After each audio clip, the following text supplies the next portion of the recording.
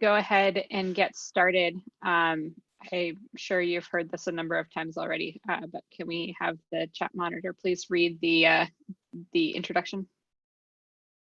Yes, and as I'm sure that most of you have heard this quite a few times, I'll just give a quick reminder to participate in the conversation. Please unmute yourself using the icon on the bottom left of your screen. And when you're finished speaking, please remember to remute yourself.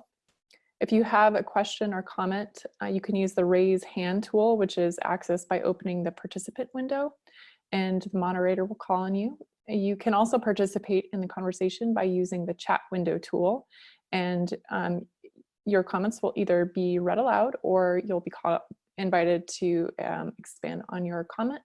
I will also be adding a link to the codes of conduct in the chat box, and if you haven't already had a chance to look at those, please go ahead and do so. And I'll hand it back to you.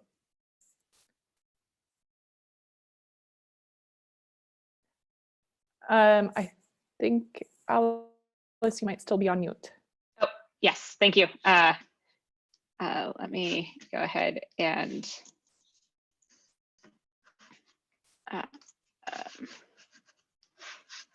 sorry, screen sharing all of a sudden.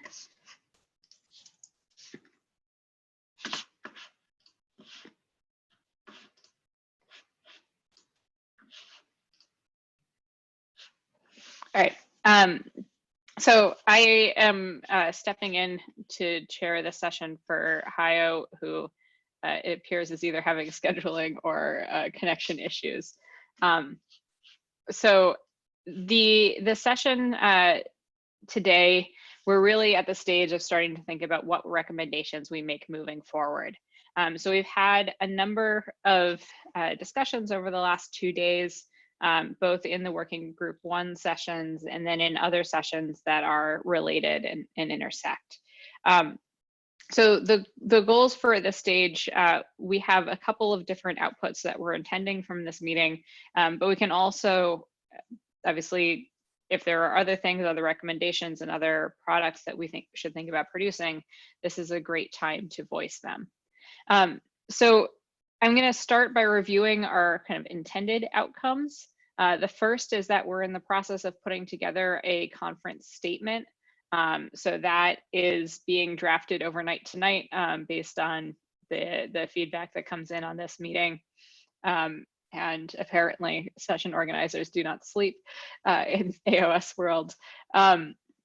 But so the idea with the conference statement is that this is going to be the high level asks that we're ultimately going to be directing and kind of reformatting into a statement to the Arctic Science Ministerial. So this is where this is an opportunity for the Arctic Observing Summit community to kind of put in direct asks that are going to need to go to ministerial level, so higher government level and funding agency requests. So groups that we might be targeting in this statement would be the International Arctic Funders Forum, and then questions that are or things that we want to task SAON with in the bigger picture. Following the meeting, we'll be working on a more detailed meeting report, and this is going to be where we lay out a lot of the specific recommendations to SAON for how to move forward and how to adapt the roads process. So we have kind of opportunity for a lot of the bigger asks, or a lot of the more specific recommendations to go into this more detailed report later on. But at this stage, we really would like to start thinking about kind of what we've been talking about in the context of how can we move things forward, what could be the next steps, and what opportunities we have to move this along. Hayo, I see that you're on the call now. Would you like to take over? Well, actually, I was working on something else, and I was hoping we could kind of share this between the two of us. So why don't you keep going a bit, and then I'll try and chime in. Okay.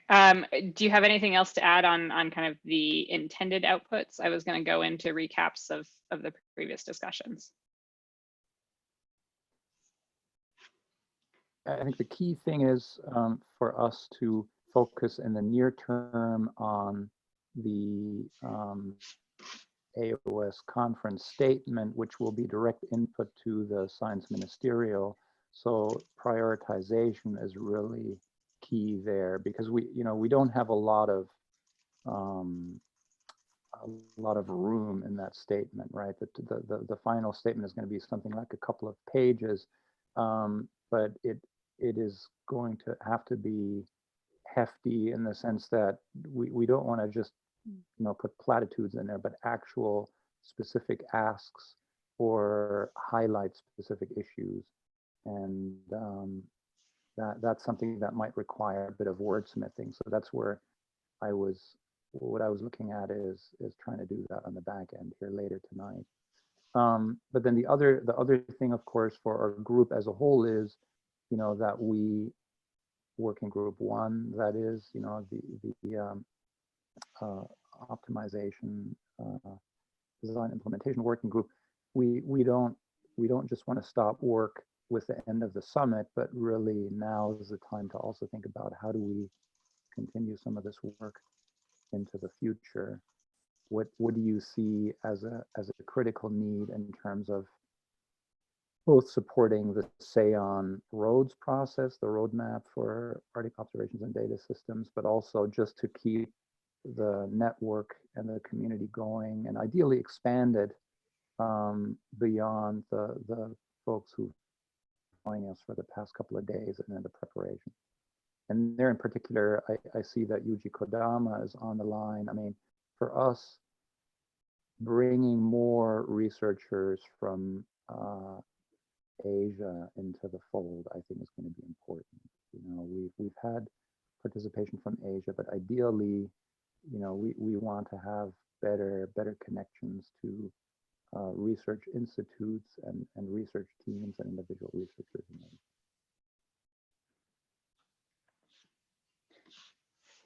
Thanks. Do we have any questions on the intended outputs of this meeting? We can go ahead and address those before we get to the recap discussion.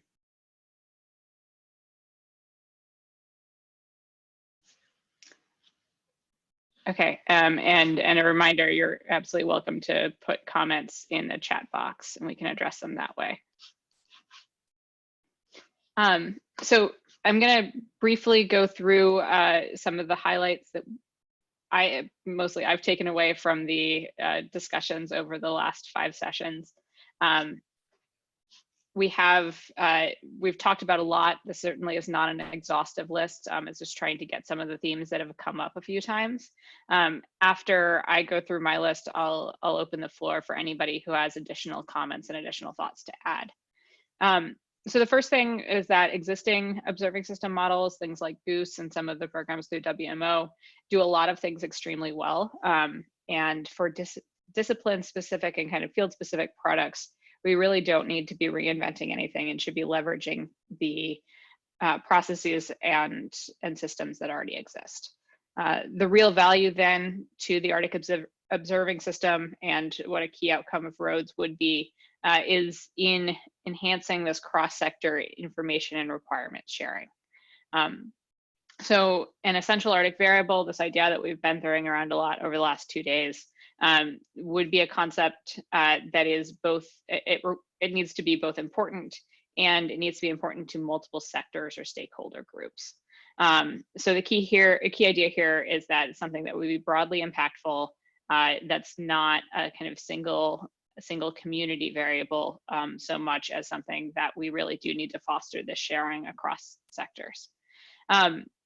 One way that this shared variable concept would be really useful is if different user communities could produce or could propose clumps or groups or clusters of observations that would provide added value if they're made together.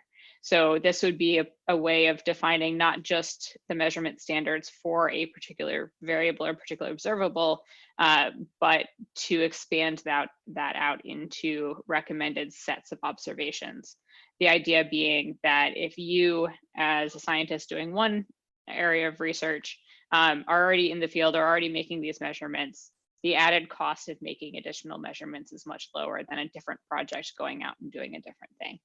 The idea here would be to leverage the existing infrastructure and existing investment in research and in observations in order to spread that further and being able to share some of the data outcomes or the data resulting from the measurements that are being made. A particularly important part of the global efforts that we've been looking at is standards on measurement procedures. These idea of standards would have a lot of value in the Arctic, but we also recognize that they'd be very difficult to implement universally, given the range of types of observations and the settings that we're working in. We also don't have an equipment market quite the size of, say, the Argo program, where we don't think we can count on companies to manufacture kind of standard instruments. So instead, we're thinking about organizing this as types of observations and kind of recommended sets, going back to this recommended sets or clusters of observations, what supplemental measurements could be made in order to make the data gathered more valuable for the rest of the Arctic science or Arctic observing community. And finally, kind of a bigger picture comment on the ROADS process is that we see a lot of role for expert panels to define these variables and the potential clusters or recommended approaches to measuring them. But that it's really key for these expert panels to be very broadly inclusive and to include multiple rounds of community comment and feedback in order to really represent the full range of perspectives and the full range of communities that we're trying to engage in this process.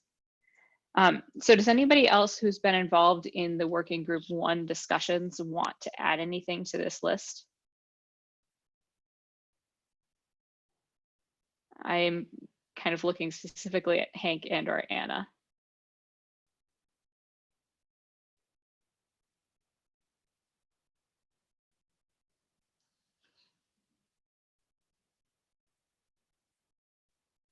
No, I don't necessarily want to add anything at this point in time. It seems like these are some of the outcomes of many of the discussions, and it's a pretty good workable summary. I just don't always think that we're 100% quite where we need to be either. So I have a little itching in the back of my head on how we're going to sort of craft this into a narrative that as we move forward. But I think it's a reasonable summary and a start of where we want to be from our breakout sessions in the past. Thanks. But Hank, can you be a bit more specific if you say craft this into a narrative? Are you saying that we're missing detail in terms of next steps and an actual kind of, roadmap elements, or are you saying narrative in terms of linking all of this into one self-contained package? A little bit of both. I've been digesting a lot of the comments that I've heard,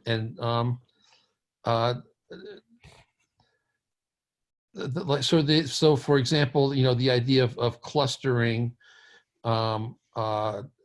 different variables and weighing them according to different disciplines and how we roll that into an essential Arctic variable.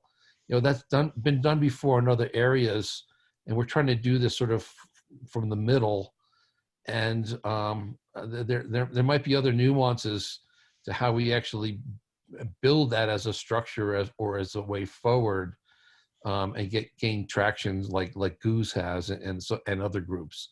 There's a little bit of not necessarily reinventing the wheel here, but applying our group think, our group knowledge, and specifically the challenge here. And I think there's a little bit more detail of how we all wrap that all together to message that more cleanly. It seems to me that there's a lot of really, really great pieces here, but it's sort of pieces or facets of a diamond, not the whole diamond. Well, then perhaps the best use of the next, say, 20 minutes to half an hour of this discussion is going to be identifying where those gaps are and where we could perhaps round out that diamond a little bit.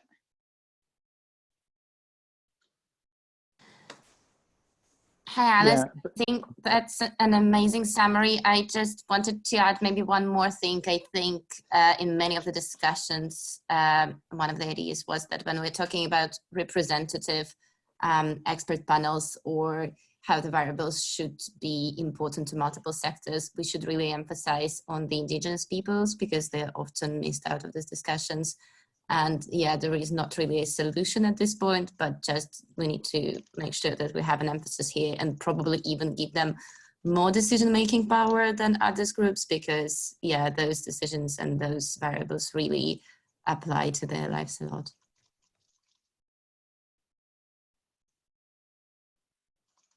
sorry, Alice, can I add one thing in response to Hank's point?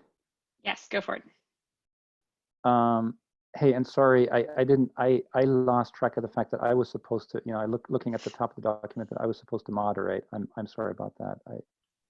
But you've been doing a great job. So what I was reflecting on is, and this is putting together pieces of information that came out of 2 or 3 different working group breakout sessions, was that a group of people felt if you want to get to the level of detail, Hank, that you're asking for, that you really have to do that at a regional level, where you're not talking in generalities anymore. If you're talking about specific societal benefits, or if you're talking about specific user groups of information that comes out of an observing system. And so regionality or local focus was one thing that emerged. Then in one of the other breakout groups that we had the fortune to have the director of the Circumpolar Biodiversity Monitoring Program on there, Tom Christensen, he pointed out that the CBMP, his program, is actually now trying to get more input or better connect with indigenous communities, Arctic communities, users of the information from the biodiversity monitoring program beyond their core group of researchers and agency personnel. So we saw that as an opportunity to bring the CBMP group together with, that's what we have to look towards working group 3, a regional, strongly developed group of community-driven observers or observing projects or programs, and potentially 1 or 2 other larger scale efforts that help complement this, so that the observations really would cover this broader scope of the different components of say, if the focus is on a coastal region, focus on marine ecosystems, or even more broadly on drivers or key variables that are important from a food security perspective. So my conclusion is, and that's difficult to flesh out, okay, what would that look like exactly? But I based on those conversations, I see the need for us to call for these different groups. So CBMP, an indigenous-led coalition of observing experts or observation users, but at the local or regional level, say, for example, in Alaska or in some other part of the Arctic, to come together, bring in 1 or 2 other key contributors, ideally involving a global program like GOOS, Global Ocean Observing System, maybe Global Cryosphere Watch, and work through the types of things that you want to see done in more detail. Does that make sense, Hank, from your perspective? Oh, sure. I wasn't really looking at trying to get at that detail here. I'm still digesting it myself and trying to figure out what clear messaging and what type of narratives can be woven through many of these really great and salient points. But I wasn't necessarily looking at trying to get larger granularity at specific definitions. I think we were really working towards trying to get a process that would not only work here, but is also scalable and we could take elsewhere. And how do we actually do that? By maybe bringing in other groups and other activities, and just helping define where the road in the roads process is starting to coalesce and move forward on. Great, thanks. Yeah, that's helpful. But this is an opportunity because both CBMP and you know, at least one of the global programs might be really interested in not just engaging them, but then also putting resources towards such an engagement. It would be good to maybe hear from some of the representatives from Working Group 3 how they could see something like that play out.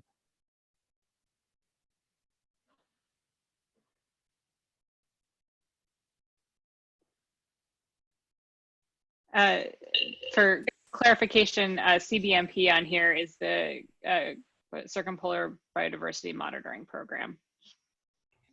And it looks, this is Lauren Devine, it looks like our group has zeroed in on number 8 as we would like to maybe reword that one to Yes, say please. something more like Arctic Indigenous community collaboration throughout the process, including participation and crossover with the Food Security Working Group is critical for success. Sorry, could you repeat that? Yes, sorry, and I'm gonna start my video just so that you can see the cute that's making the noise. We'd like it to say Arctic Indigenous community collaboration throughout the process, including participation by and crossover with the Food Security Working Group is critical for success.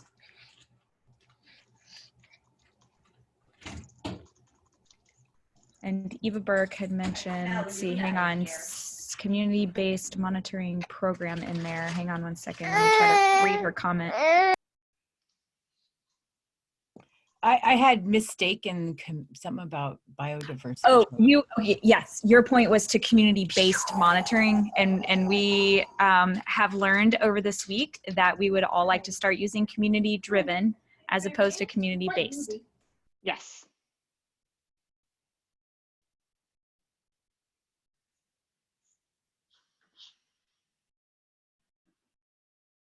So, but then I would like to ask, I see Rachel proposed the Northern Bering Sea or the Bering Sea as a priority place. Is that, and of course I acknowledge, you know, that we have participants from all across the Arctic, but is that a region that we feel we would have consensus in terms of being, you know, Hi. yes. Hi, this is Eva Dawn. I, you know, thinking of the way that the physical oceanography works in the Bering Sea, it's absolutely critical to focus because what's happening there is only going to shift northward and affect everything. So I support that, and I'm from the interior region of Alaska. And this is Rachel, and I was just going to say it also, you know, connects well with the RNA work. It also connects well with the work that that those of us from the Bering Sea region are also doing. And I think that Austin's also on this call right this second as well. And he contributed a story to our synthesis that you can, you know, find as well. And Austin, I'll just let you speak.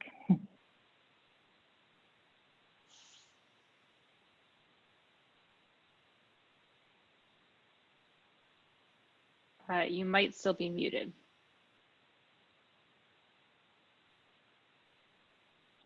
Oh, he doesn't have a mic. Okay. Yeah. Okay. But that's something we can fill in though, right? I mean, Austin, if you can, or the Working Group 3, if you can share that, because that would be helpful. I think those are, like, if I look at number 9 and number 10, I mean, those would be already great to then shape into the question, okay, how about, you know, a group from that region convenes and says, okay, here's what we would like to see addressed, and here's our proposal on what to do next. And that's where I see, so you use the RNA, the research networking activity project acronym there, Rachel. That's where there may be an opportunity to draw on NSF funding that we're hoping to have in place in collaboration with a number of people on this call to support such an effort.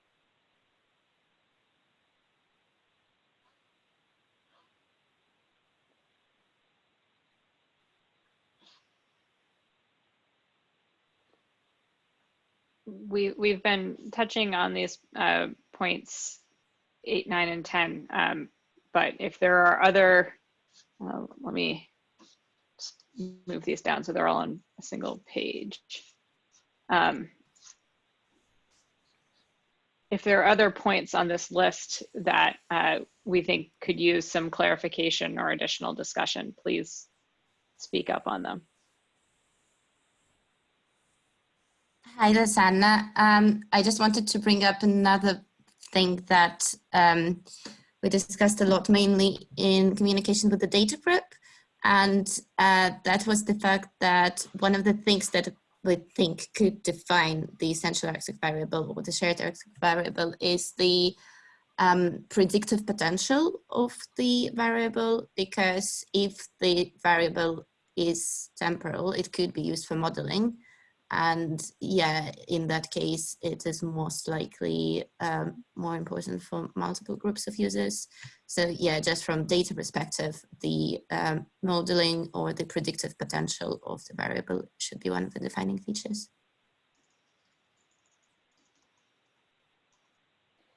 And part of that discussion was really that there's some way to do some forecasting around that variable. So we can both use it as a measurement of current state and to guide decision-making moving forward.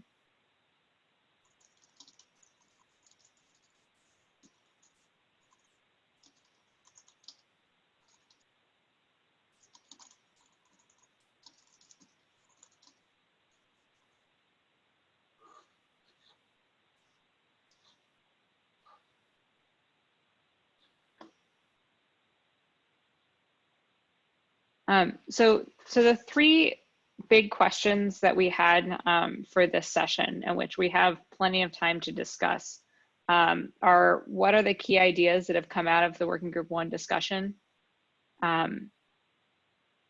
What recommendations for actions can we make, and what are the steps moving forward? Oh, sorry, we have a message in the chat box about that predictive potential or forecasting ability. Lauren, would you like to expand on that at all? Oh, I knew you were going to call on me. By thinking of these essential Arctic variables or shared Arctic variables in trying to think about what would comprise that list, by kind of limiting it to something that would have a forecasting or predictive ability, it to me limits how we're even thinking about what those might be. And a lot of what we've been talking about is not single focal observation, say species, or something like stream temperature, river level, something that's very narrow like that. And to me, saying that having a predictive potential or forecasting ability might rank that higher is limiting the types of things that we can consider in the system. Do you have any examples? Oh, I wish that I did. Perhaps. Let me think on this for a moment. Okay. And see if I can come up with something that makes sense. Eva, you said something in the chat. Would you like to say it out loud? One thing that we've been talking a lot about is capacity building. And I just wondered if we were going to maybe include that, maybe it could be in any of the points 8 or 9, and even really 7 through 10 if you think about it. But capacity building to train people within the communities to collect data, especially at a time like this when all of these field programs have been canceled, people could be collecting data right now. And I think, Lauren, they're actually going to be doing that. And so, and also it helps researchers focus on what, on other things. And so maybe Lauren might want to take a minute to talk about that too. Yeah, absolutely. Capacity building. So what we've found just out of maybe silver lining with this pandemic is that we've been contacted by our federal co-managers for marine mammal co-management. And we have a fairly high capacity on St. Paul Island where I work to locally manage and monitor and conduct our own research regarding fur seals and sea lions. However, we've been working with NOAA to figure out how to increase even that local capacity, hiring temporary hires, funding more jobs in our community to execute a field season so that NOAA can continue to meet their mission to the public without sending external researchers and co-managers onto our island with a risk of infecting our entire community. And so this opportunity now is raised where before, you know, we've always advocated for more local capacity and more local management and monitoring, and that funding has really not been provided. And now there's a situation where you cannot have external researchers on island, and thus we get to exercise that full capacity for local management and monitoring. And I think there's a lesson to be learned there in how we could look at different ways to move forward in the future, learning from this kind of alternate reality for a field season that we're all experiencing.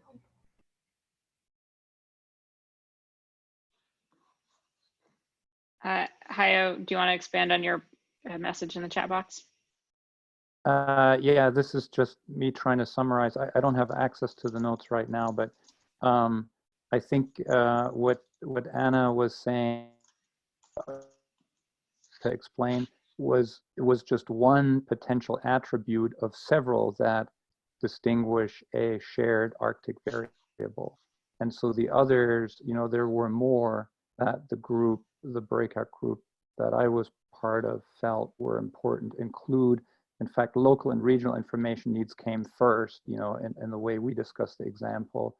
Another one was that it's representative of key elements of Arctic social environmental systems or ecosystems, and there were a couple of more. And so I agree with Lauren's point that, yeah, you don't want to limit it to just number one, but that was just because this list was incomplete. And I think it would be good to go back to the notes and fill this in, because the sort of the conclusion that breakout discussion group came to was that you know, this already kind of indicates the whole issue of shared, right? You want to then be able to have users of this information who are looking for this shared variable to provide one of these 3 items or 4 that you've called out there. They want to be able to assign some value to that. And that requires some framework within which you determine the value or the relevance of that particular variable in decision making. You know, it might be decision making at the local level, very specifically on what types of animals to harvest, or it might be decision making in an agency, or you know, other types of decision making or planning.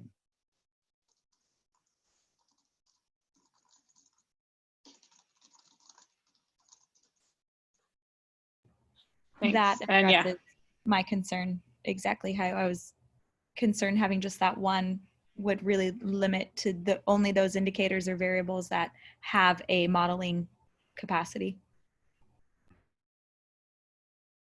Yeah, I mean, the one thing that I see as a challenge, and that's where ultimately, that's where we need these in-person meetings, you know, with sort of direct participation is that, and I think actually Janet and Triri laid out in nice detail why there's value in, or how it's easier to determine which variables, you know, are the most important, or what type of requirements you have for those variables if you put them into a, well, I shouldn't say easier, you know, but at least they're, you know, at least for researchers, it's you know, it's a standard process to then use quantitative measures that are part of the modeling or prediction system to evaluate how much a particular observation improves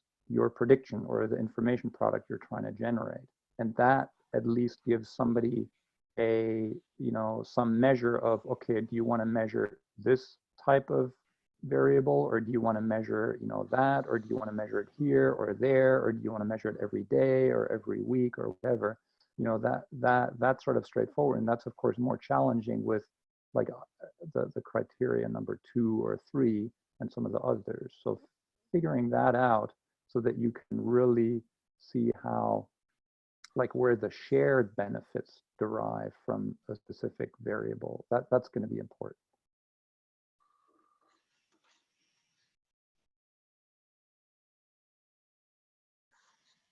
So it seems like this number 2 here is really one of our key messages. That it's the sharing that makes any part of this process really particularly useful, and that if we're trying to do something as an integrated community across all these different sectors, the reason would have to be because we're intending to share information and resources.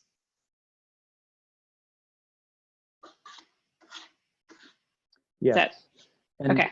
I mean, now hearing you say this, actually, I'm starting to think that maybe, okay, maybe it's just because, you know, I've come through my meeting slump, but that might be a breakthrough thing for, like, if this group feels that this is true, that might be a really important output from the summit, because you could make the argument that, you know, because you'll always have people who come in and say, well, no, you know, the variable I'm measuring is really important for mankind because, you know, it's, I mean, nobody else cares about it but a small group of people, but it's extremely relevant in that context, you know. And I don't want to pick on like the ionosphere, people who study the upper atmosphere, but they might come back and say, we need to know what the air temperature is 30 kilometers above the surface of the Earth.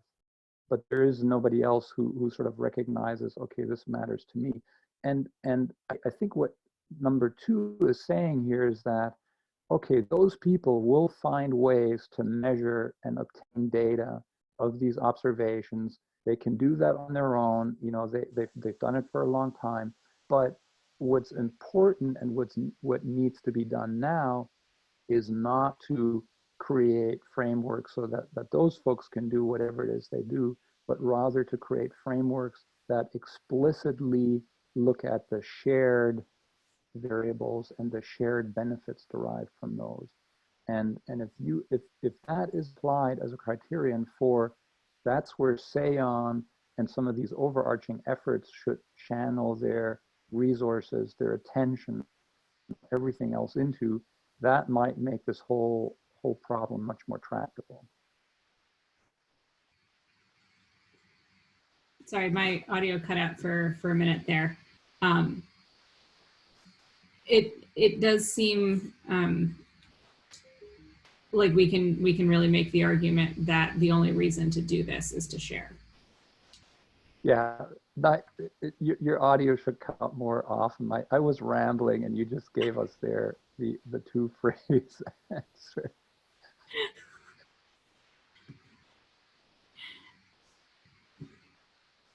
All right, so it seems like we've found our really big takeaway. Maybe there are some other nuggets of goodness in this list.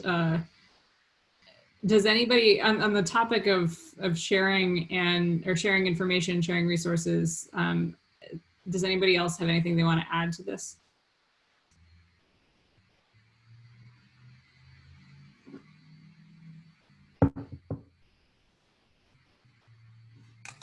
Sorry, maybe just one more thing also from the communication with the data group, that when we are talking about data sharing, it is very important to use the same vocabulary and the same semantics and make sure that we actually define the terms that we're using, because there are a lot of synonyms, and it's important to make sure that, yeah, things mean the same to different groups of data users.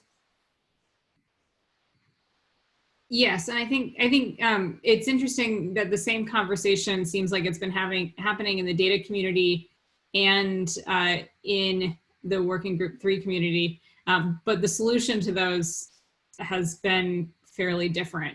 In the data community, the proposed solution is everyone takes one set of language, agrees to use it, and goes forward with that.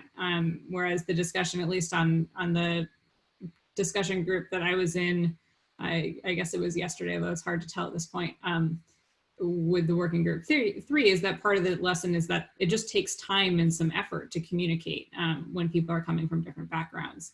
And building that, that time and allowance to talk things out is an important part of the process.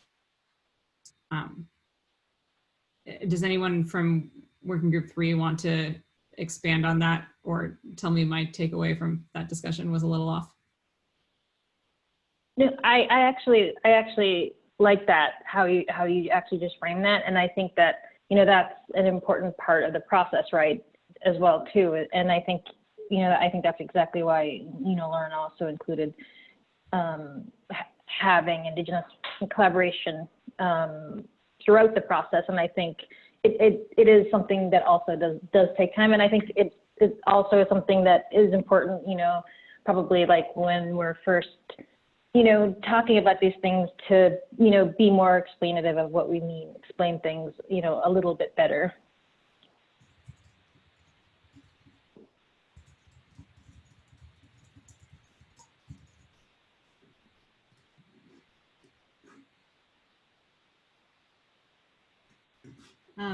Is there anyone who's been in the data calls on right now that might speak to that more?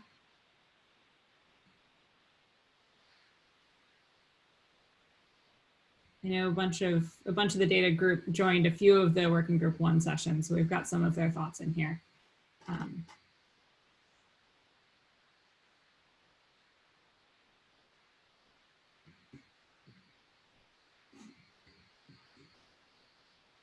Okay, so one idea that came out of some of both the cross working group sessions and in some of the previous discussions is that observations in these variables that we're talking about really do need a lot of context. And that's a really key idea in Arctic communities and from the Indigenous perspective, but also it's a scientifically critical part. And where you have just a single measurement, it's not as valuable as where you have a suite of measurements that can really describe a process. So that's where this idea of clusters or types of kind of groups of observations came from. But it's obviously not a fully matured description or recommendation. Does anyone have thoughts on this part?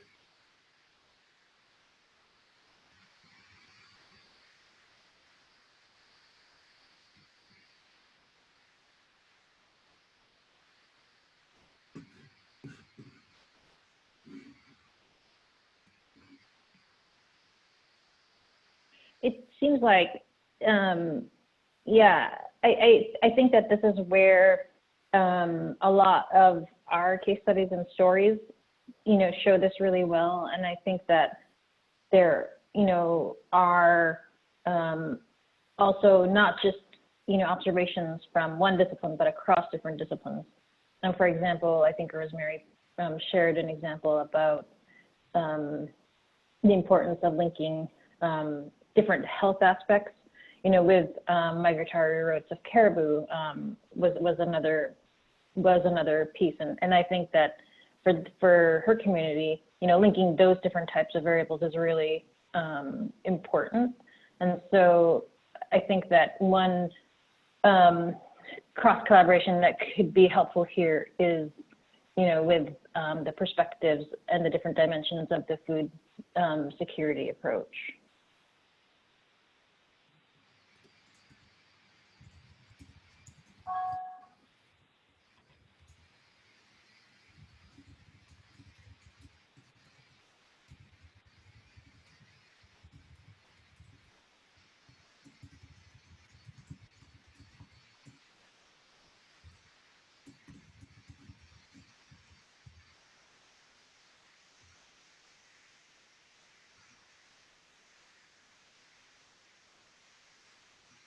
Eva, could you expand on what you just said in the chat box, please? Yeah, so I had to do a little private messages so I could feel confident. But I guess I'm getting feedback too that there is Indigenous people that work in the Arctic prefer Indigenous knowledge. But I also, I don't want to separate out Indigenous knowledge from Indigenous science, and that when we are going to do proposals or be cross-cutting, that it gives a lot more weight to our knowledge system, to call it Indigenous science. And so it's relative to, I don't want to say relatively new, but it's something I'm seeing amongst other Indigenous researchers. So just food for thought. Great, thank you for that.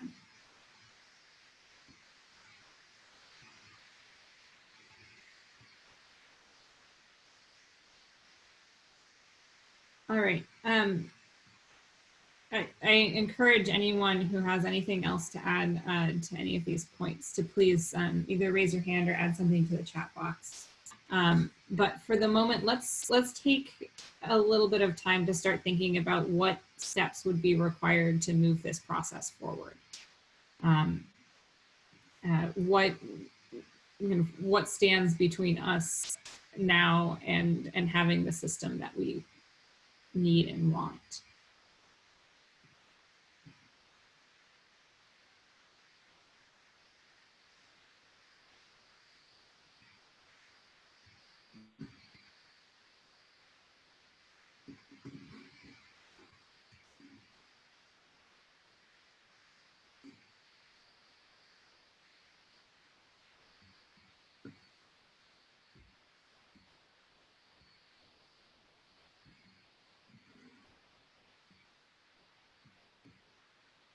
Well, I guess I can chime in terms of that we want to maintain the momentum that Working Group 1, Working Group 3, and Working Group 4 have built up. And we want to get away from, or we want to allow them to merge their efforts and work in the same direction jointly. So we have to figure out what is a good way to do that, and that's where going back to some of the points listed above, would require figuring out, okay, how is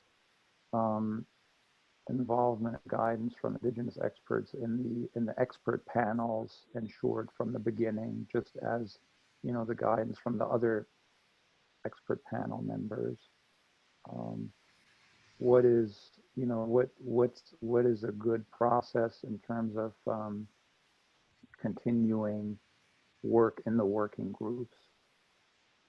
That's where I really appreciate Rachel and a lot of you in Working Group 3, who have very different day jobs than, say, somebody like myself or others who are part of Working Group 1, how much you've put in the way of time and resources, and we have to find a way to help you continue to do that. That's where this research networking activity that Rachel is part of, as well as several other people who are on the call, needs to find a way to ensure that. I don't quite see how we can do it.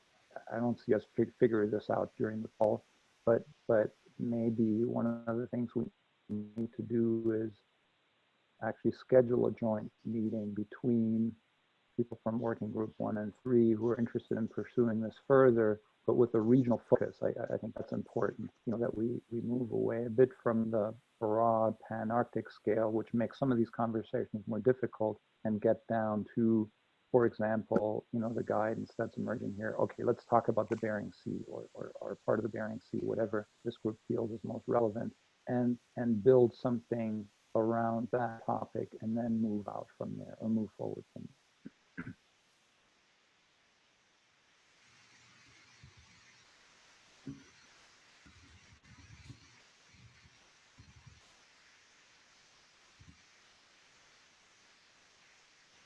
And the one other, sorry, if I could just add one more thing. I don't want to, like, if anybody else wants to say something, please just interrupt me. But the one thing I hear, or I think of when I hear Bering Sea is, I mentioned this earlier, that there's a lot of vessels that are traveling through the Bering Sea. I mean, we've got Austin on the call, who's been tracking this in great detail. There's quite a bit of concern about vessel traffic, including research vessels. I mean, there's a lot of them around. But I see in particular the COVID-19 pandemic sort of helping us rethink, okay, how do we collaborate on these issues? Because there may be restrictions with respect to how research vessels can work in the Bering Sea, or potentially not enter any ports and what have you. But in that context also, there may be an opportunity to say, okay, let's work more closely with one, specifically thinking of Japan, say, for example, who's running research cruises through the Bering Sea into the Chukchi, or Korea.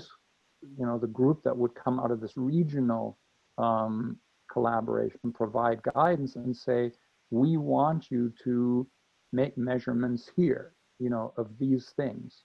And now's the time to do this, because again, this may be more than people want to know, but all of these countries have to apply for marine scientific research permits. And I'm sure people on the call, certainly someone like Austin, might have even reviewed some of these applications. But you can actually, as part of the application process, provide some guidance. For example, the US Geological Survey and NOAA charting had requested that during last year's cruise of the Japanese research vessel Mirai, or maybe it was 2 years ago, that the Mirai do some specific lines in the Bering Sea to map the US shelf in the Bering Sea, because there was a hole in there, data hole, and they did that happily and shared the data. And so that type of model might be something that could be expanded to say, no, here's the type of observations that are important from the perspective of food security or other priorities. We just, and that's where a working group like this regional group, we would want to be sure, or my hope would be that also includes people from Japan, Korea, China, Canada, those countries that are active in the region. And we've got ways, through the Pacific Arctic Group and others to engage them.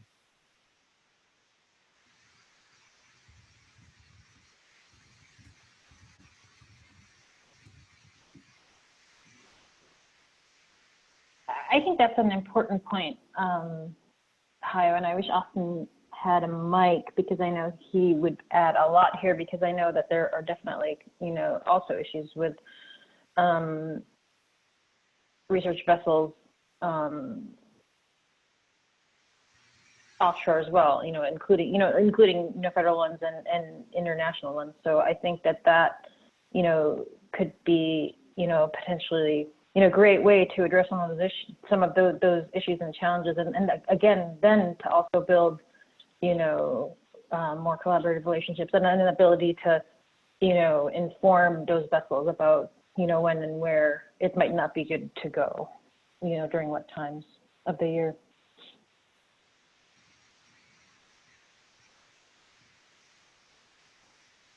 So I'm thinking it would Yes, open up the door, you know, to address these challenges. So I think it's a great idea.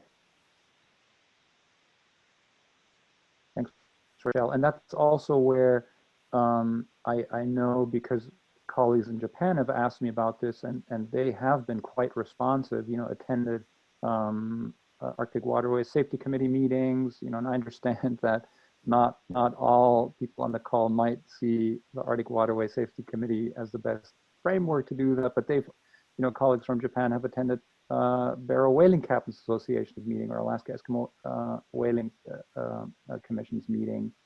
So my sense is that the research groups from those countries, or at least some of them, want to be helpful and be responsive and take guidance from indigenous communities in the region, but it's just very difficult for them to understand how this all works. And that's where I'm very encouraged by what I've seen come out of Working Group 3, you know, and providing much more specific guidance, and where part of this conversation with a regional focus could gather around.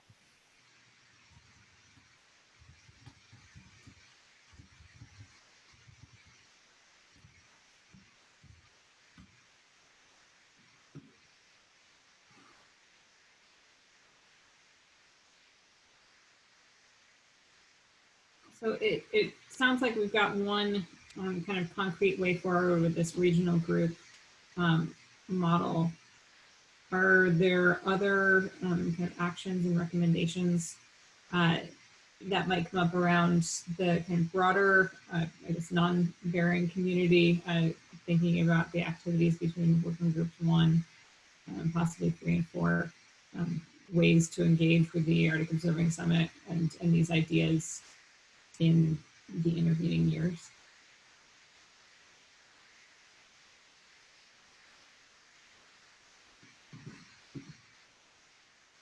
And this is really a question, I think, for everyone on the call, and really what, and you obviously think this is useful enough to spend 2.5 days at. Do you think there's reason for engagement in between?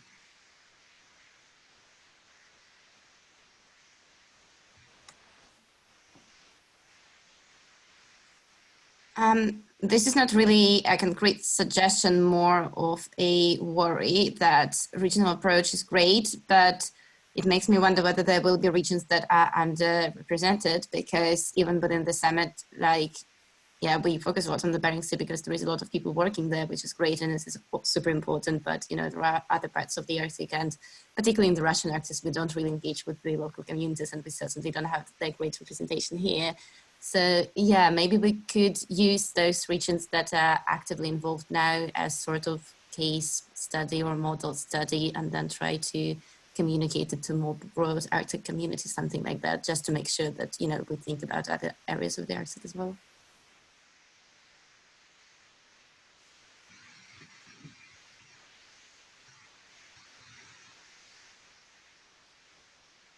Thanks, Anna. I guess let's first, since this topic is not getting a lot of traction, everyone who thinks that it would be valuable to have some sort of Arctic Observing Summit check-in or micro meeting or something, I don't know what the format would be, in the off years. Go ahead and hit the raise your hand button.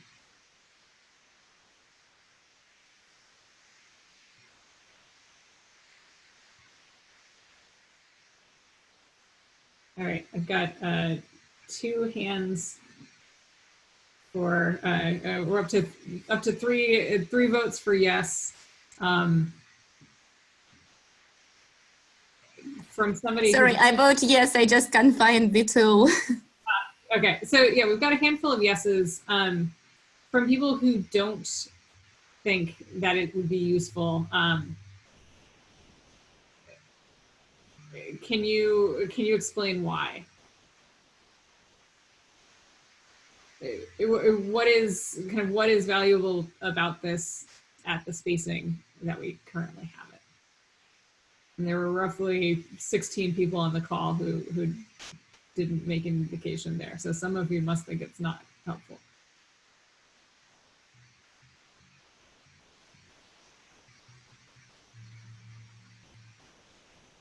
Can you please repeat it? To be honest, I think that might be part of it. So my question was to raise your hand or somehow indicate if you would be interested in there being an off-year engagement of some sort with the Arctic Observing Summit, rather than just having a meeting every 2 years.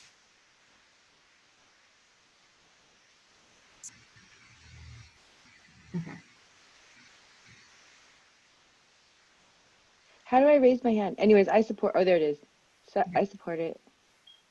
Okay, we're getting a little bit more response now. Are we voting for support or not support right now? Yes, support.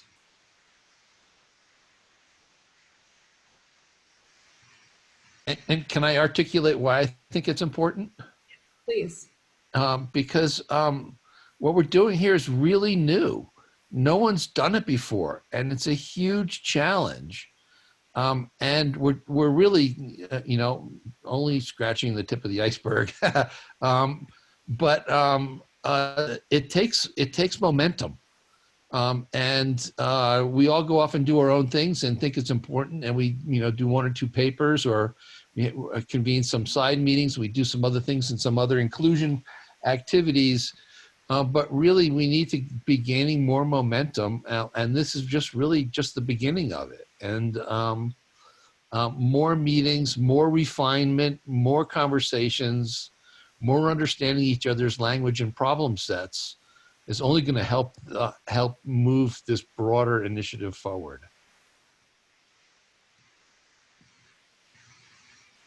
Thanks, Hank. So for those of you guys who have voted yes or raised your hand or tried to find a hand button, any thoughts on what kind of engagement would be helpful? Would it be good to have a smaller version of the summit with these kind of online sessions or something? A kind of intensive workshop for a smaller group? Any thoughts on that? Hi, this is Janet. I would endorse getting together in the off years to kind of pull on one of these threads a little bit more thoroughly. And if there was a subgroup on bearing, for example, or I heard earlier today a severe weather need or whatever it was, but I mean, I would really love to have a subgroup dig into developing that, maybe, or develop something like what was done with the sea ice variable value tree. And it seemed like that one was kind of pursued offline with HIO and others. And that in developing that example, we learned so much from it, and maybe we could do more of those or more types of those activities in an off year as an example of one way of keeping this thing moving.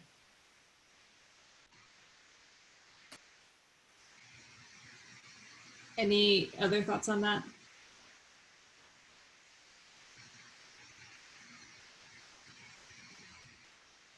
So it seems like that could be implemented as kind of linked workshops or intensive workshops in the off years. So it's not necessarily organizing a full mini summit, but if we can get a group motivated to work on either one of these regional projects or like you mentioned, a thematic area, to be able to do kind of a real working workshop in between. Is there any other interest in that sort of thing?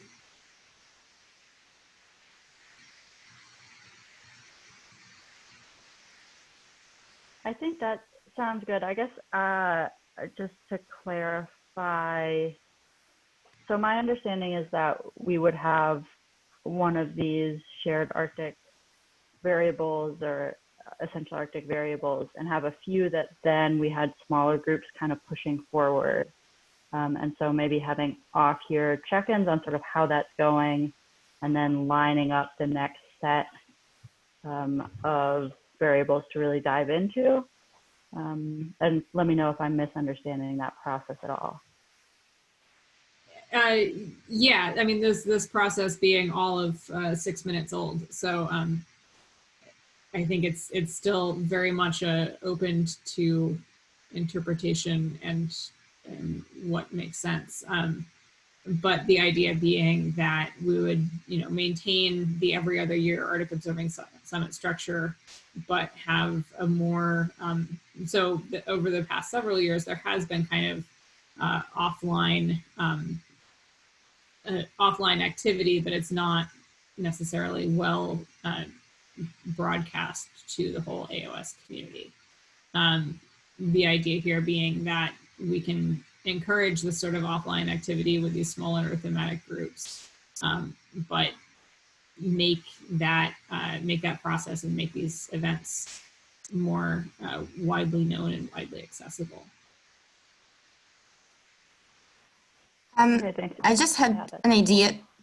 Don't know if this is super relevant, but I know that Arctic Frontiers have the format which is called Arctic Frontiers Abroad, which is basically like a mini conference on a regional level. And maybe this is something that we could look into as well, because it takes some effort to get familiar with all the concepts and frameworks that we are operating with here, and maybe, have some targeted events, workshops, webinars on a regional level to get like local communities, say in the Barents Sea or in Siberia, more familiar with this, something that could also happen and make broader engagement happening.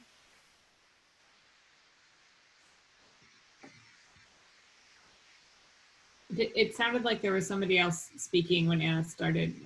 Did somebody else have something they wanted to say?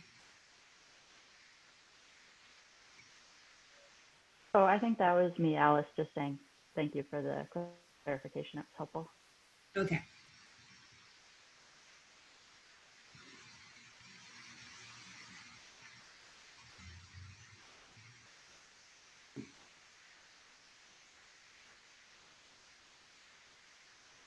So we have, it sounds like we've got some good steps moving forward. We've got some good key ideas. I think the one piece that we're not as detailed on are recommendations for actions we can make. Some of those with, say, the regional group in the Bering Sea model, I think that's a pretty good recommendation. But are there things that are there actions we would like to ask of others, whether that's the Arctic Science Ministerial Community or SAON or other working groups that we should be considering at this point?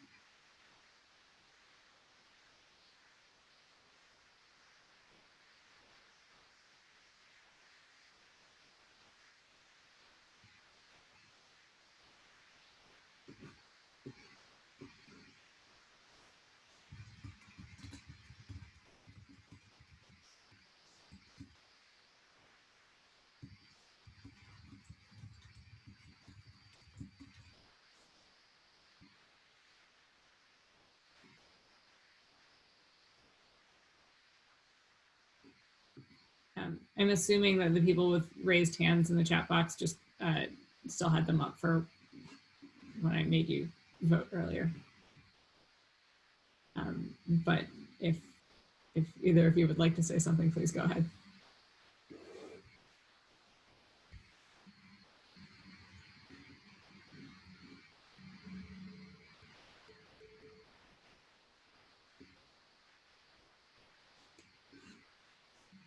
Hey, Alice, this is Hayo.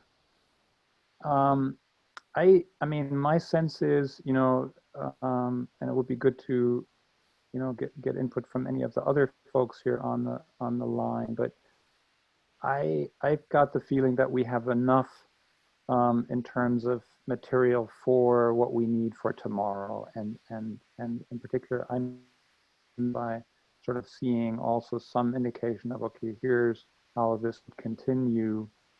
There's a bunch of things that, you know, we just have to digest in terms of the notes and reports from the different breakout groups. You know, there's a lot of great material, frankly. A lot of it very technical, you know, which I don't think is a good use of people's time on this call here, to be honest, you know, because my sense is that we've made significant progress in terms of how the say on roads process needs to be set up, and, you know, in terms of what are we going to ask these expert panels to do, you know, what are good frameworks to link societal benefits and other aspects that relate to the value of observations to specific requirements. For this group here, I think we've captured in particular those issues that are more cross-cutting. The remainder is probably more for us to, I mean, it'll take us a couple of weeks, I think, to really get through this. You know, not, I mean, we've had outstanding notes, I gotta say, but there's a lot of them, and we just have to consolidate that. So what I would propose is, if people are okay with that, and again, this is a reminder for some of you, but some of you weren't on the call, the conference statement is going to be brief. And so everything that you see here that Alice summarized is not going to go into the conference statement, just because, you know, all the other working groups have material as well. And we can't, you know, the conference statement has to focus on the key points.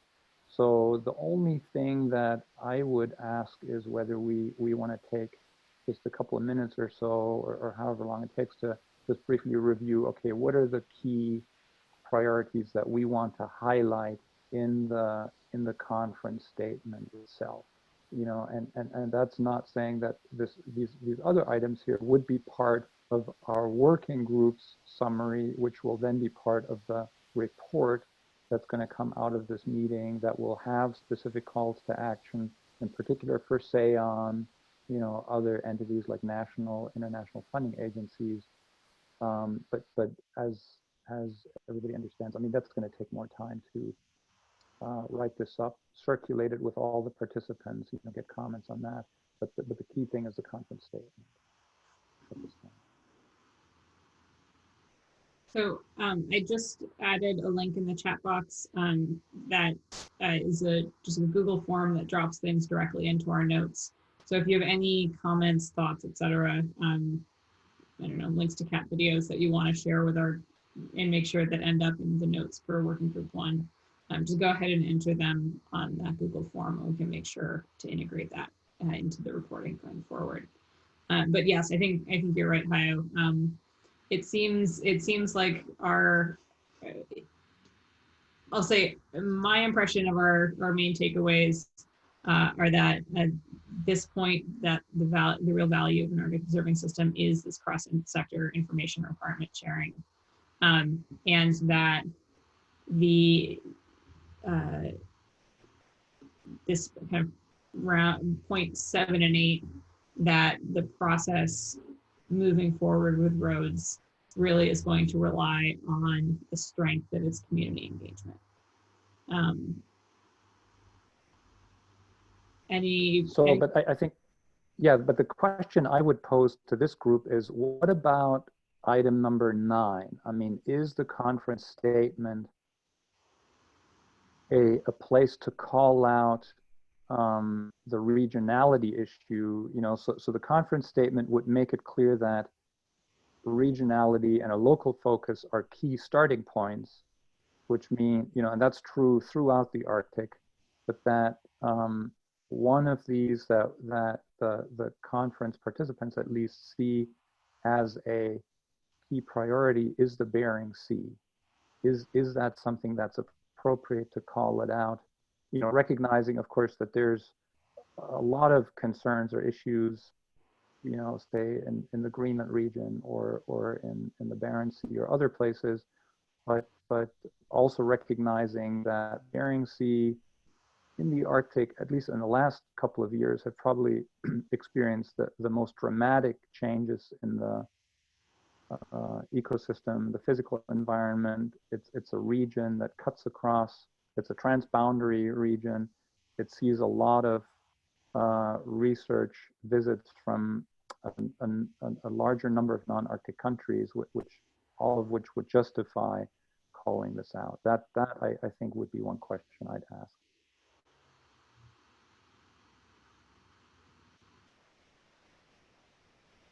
I mean, Rachel, could you comment on that, or others from Working Group 3?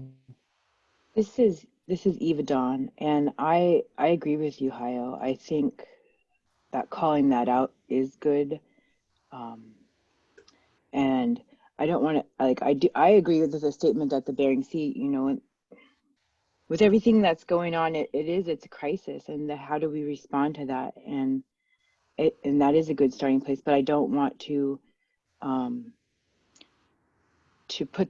leave others out, is what I guess I'm trying to say. And Hayo, I think the Bering Sea is a good starting place because right now there's an informal, you know, network of Indigenous peoples organizations, you know, trying to, you know, look at this. And I think that a lot of us are dealing on a daily basis, you know, with the research interest right now, right? There are outside research entities that, you know, want to develop research for and monitoring for the Northern Bering. And I think that a lot of the protocols and process that we've talked about in our work group would be very great to be applied there. And, you know, it's an area, it's like, I feel like it's a low hanging fruit. And there are, and like I said, I wish Austin could speak towards this, because he shared a, you know, a really powerful narrative. And I, you know, really encourage everyone on this to look at that narrative, and it's in the synthesis posted on the working group page. That, you know, it's something that's urgent. And then the other thing that I think is important is that, you know, that knowledge holders have been seeing changes for a long time, you know, and, you know, there were those observations that hinted and showed the change, but, you know, a lot of the agencies, you know, were slower in responding to that change, right, through scientific methods only. And so it would be also great for the agencies to learn from, you know, like from what those observations were. And I think that this could be a great way to also inform that and future, you know, management.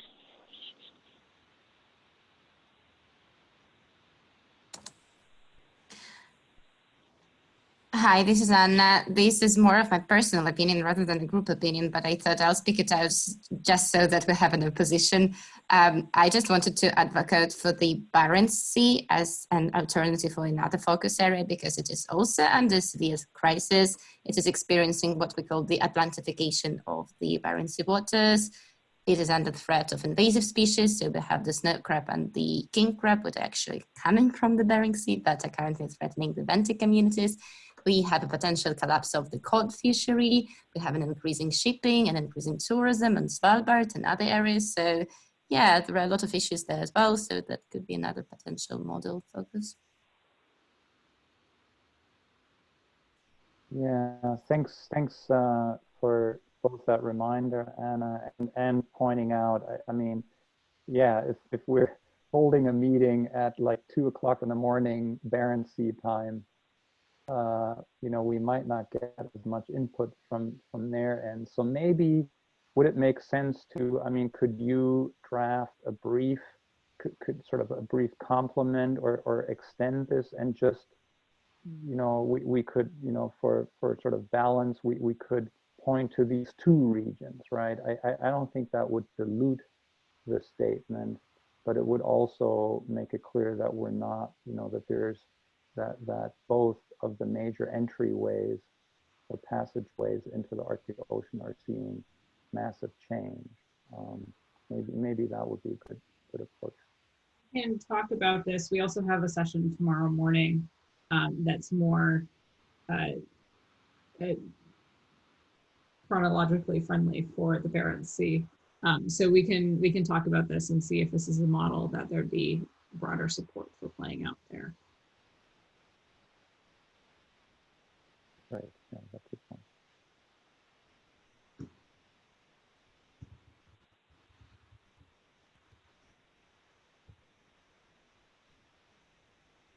Well, what do you think, Alice?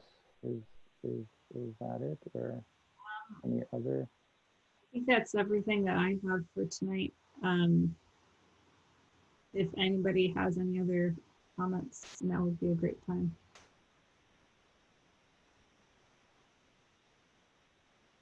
I have also Just a quick reflection and just sort of, you know, augmenting what I just said about those two areas is that as a focal point, and it's an increasingly a hotspot, it's not just a political and livelihood, it's a scientific, it's an economic, it brings all of the issues from all of the sort of sub-disciplines of the council itself really to bear. And so it might be a model for what's going to occur elsewhere. And it's happening now that we can see it. So if that's one of the strong statements that come out of this, I really think that's a really good thing. But I think we have to be able to describe that from multiple different facets that we can all see very clearly.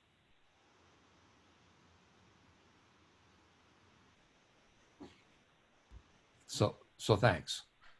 okay. All right. Any other last questions? Last comments?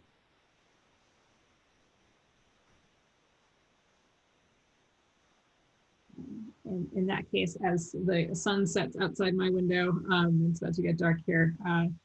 I hope you all have a lovely afternoon or evening or middle of the night or whatever it is, wherever you are. And see you, I guess, tomorrow at the closing sessions or the morning plenary if you're in for that. Or sorry, the morning breakout session. Thanks, everyone. Thanks. Thank Alice. you. Thank you. See you tomorrow. Thanks again for leading the session, Alice. Do you wanna just hang on, Alice, for a quick check-in, or?